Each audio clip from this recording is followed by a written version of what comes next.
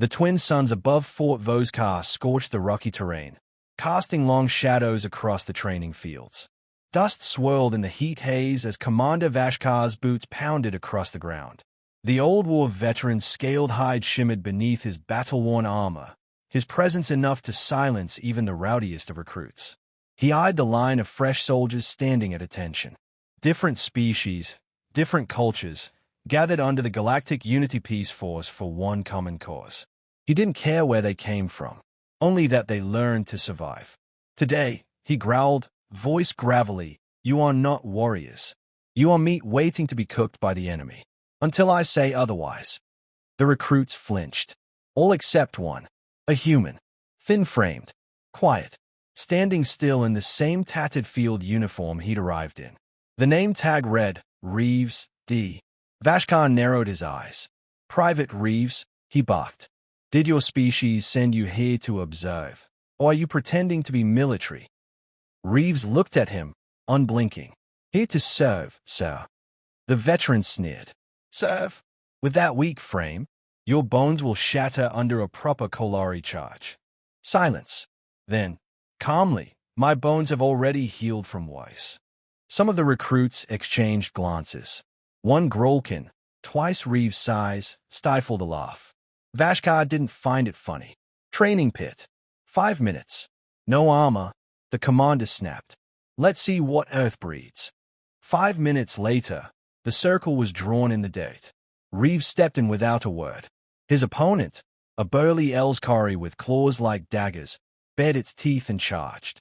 It lasted 23 seconds. Reeves moved like water, ducked the first lunge, rolled under the second, and brought his opponent to the ground in a calculated chokehold.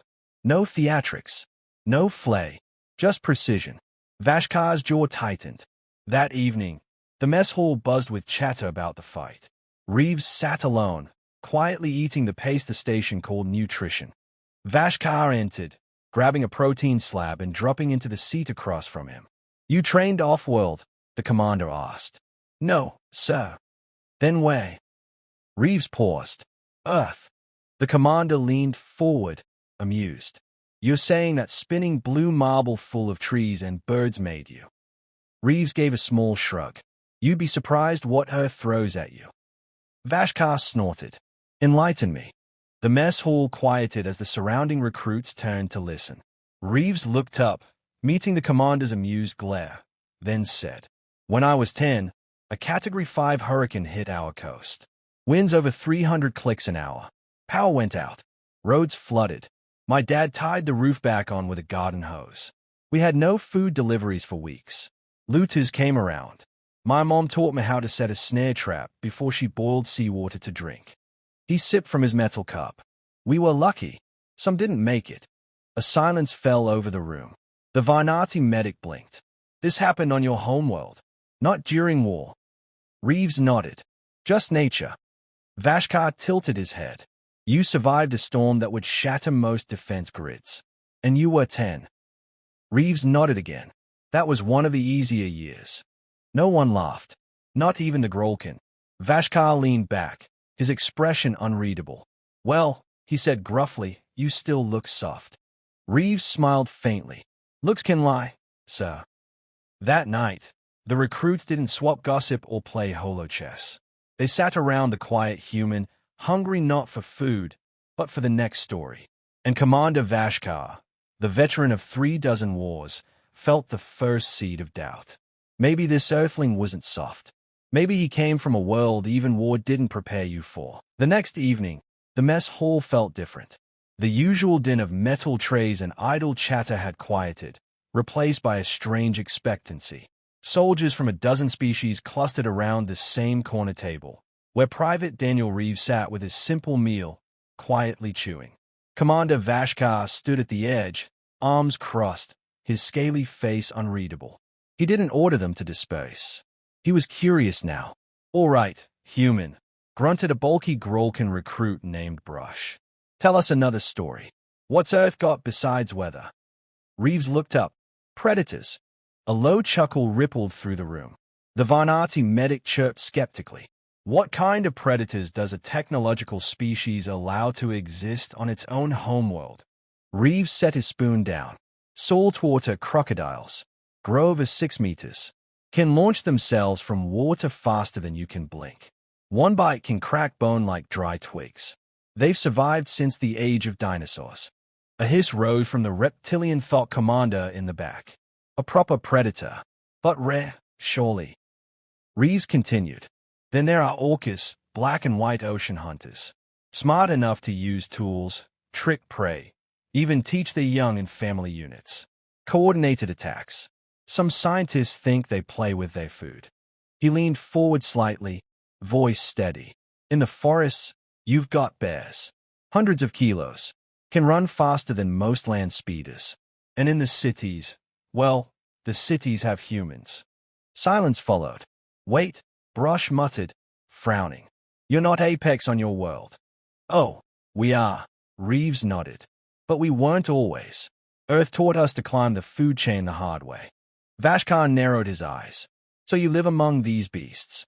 Live near them, fight them, study them. Sometimes we film ourselves getting too close for fun. There are channels dedicated to it. Some people make a living that way. That finally cracked Vashkar's stoic mask. You voluntarily approach creatures that can kill you. Reeves sipped his drink. Sure, some people wrestle them. The thought commander cursed softly in her native tongue. The tension snapped as Brush slapped his thigh. Tell us a real danger, not a zoo animal. Reeves nodded slowly. Fine. My uncle, years back, hiking in California, thought he was alone.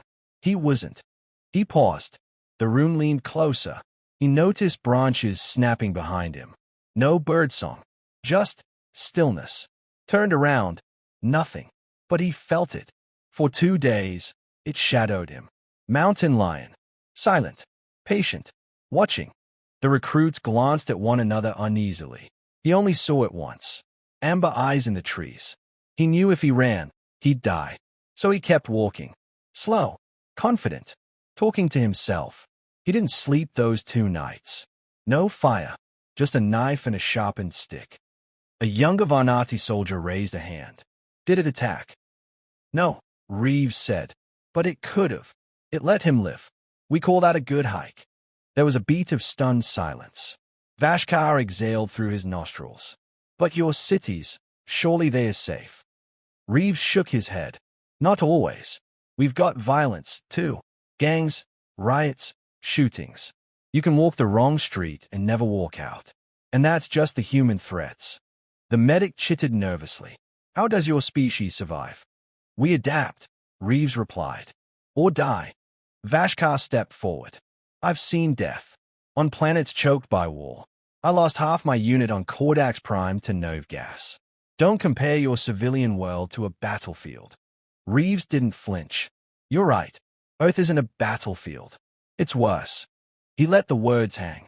War ends. Peace treaties are signed. But Earth, it doesn't stop. It doesn't care if you're tired or injured or scared. The jungle doesn't pause. The fire doesn't wait. The mess hall was silent now. Even the cooking staff had stopped working to listen. Reeves looked up, his voice calm but sharp. We didn't survive because we're stronger. We survived because we had no other choice. Commander Vashkar stared at the young human for a long moment, then turned to the others. This is what Earth breeds, he said grimly. No wonder their kind reached the stars. And from that night forward, none of the recruits saw Private Daniel Reeves the same way again. Commander Vashkar sat alone in his quarters, claws tapping a slow rhythm against the data console.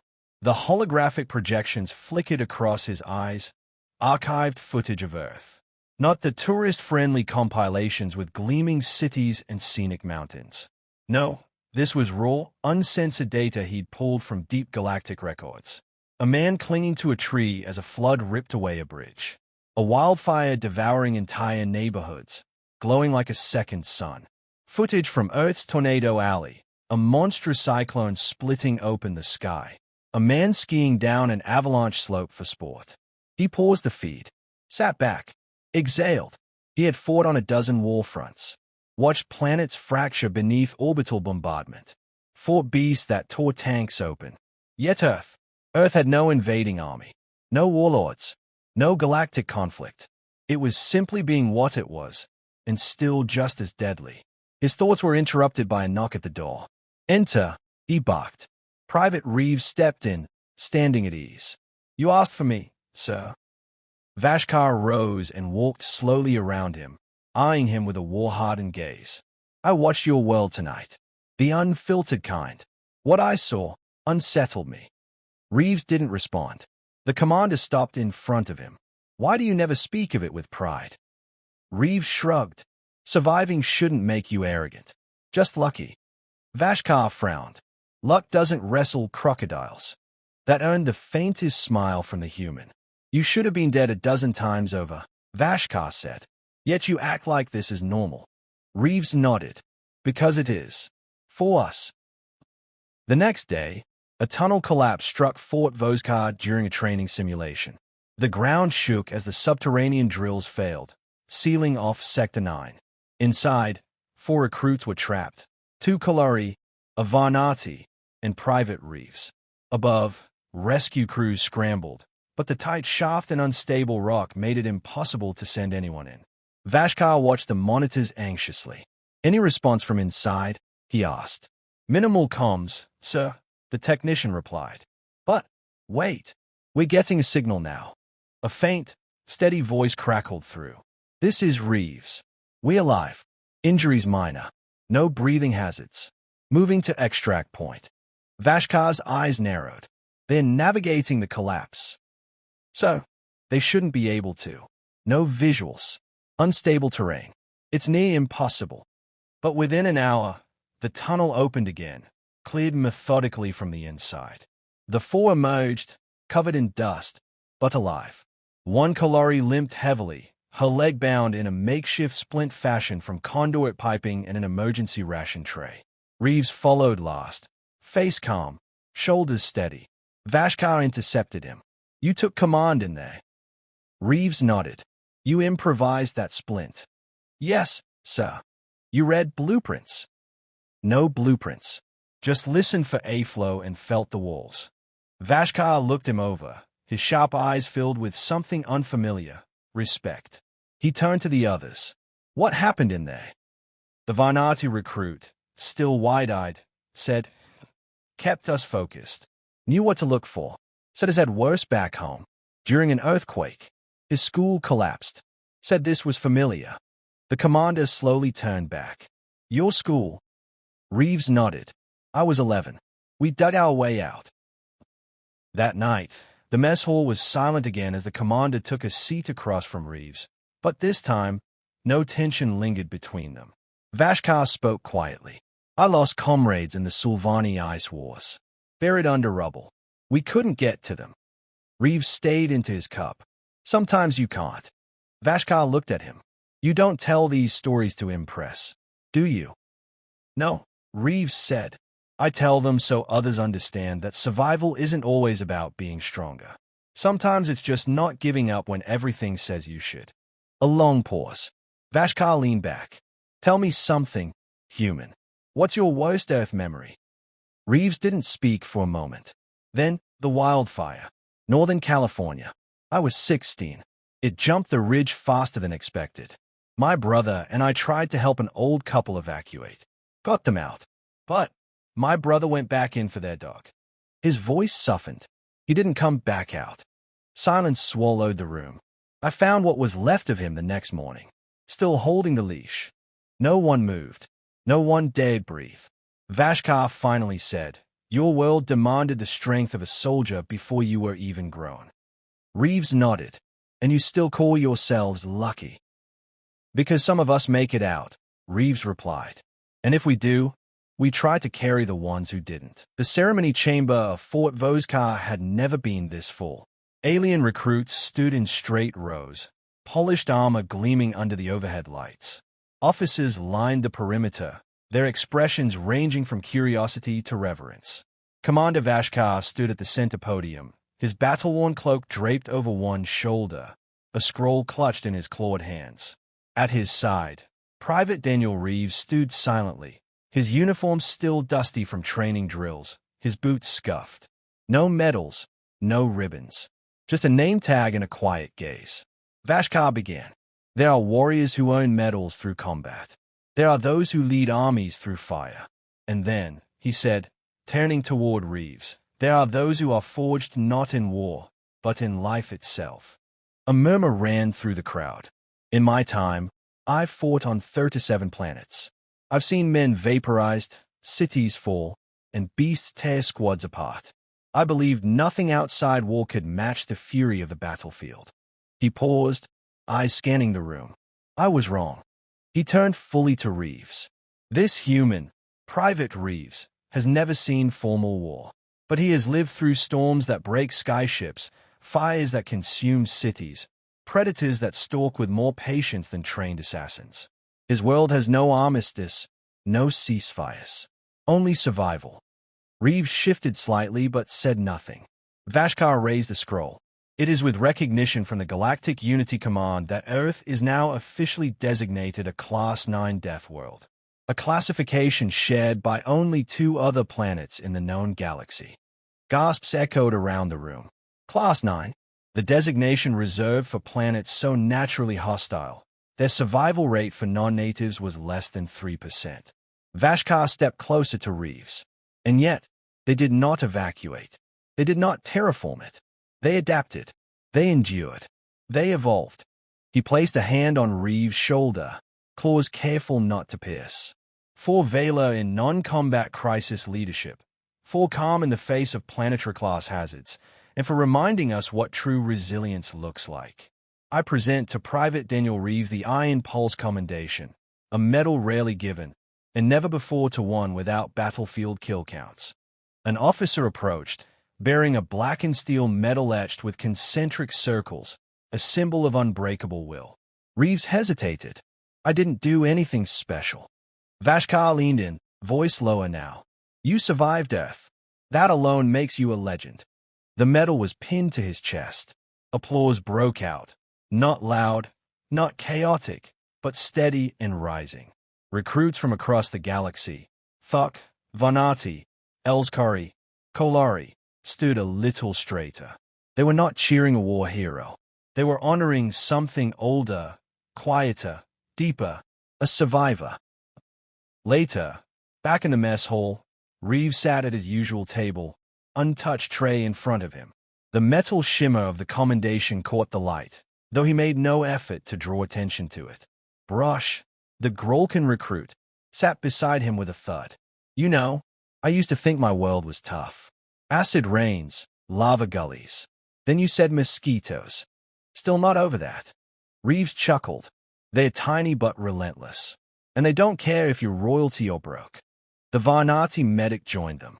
It's strange. We used to think Earth was just average. So many humans act soft in diplomacy.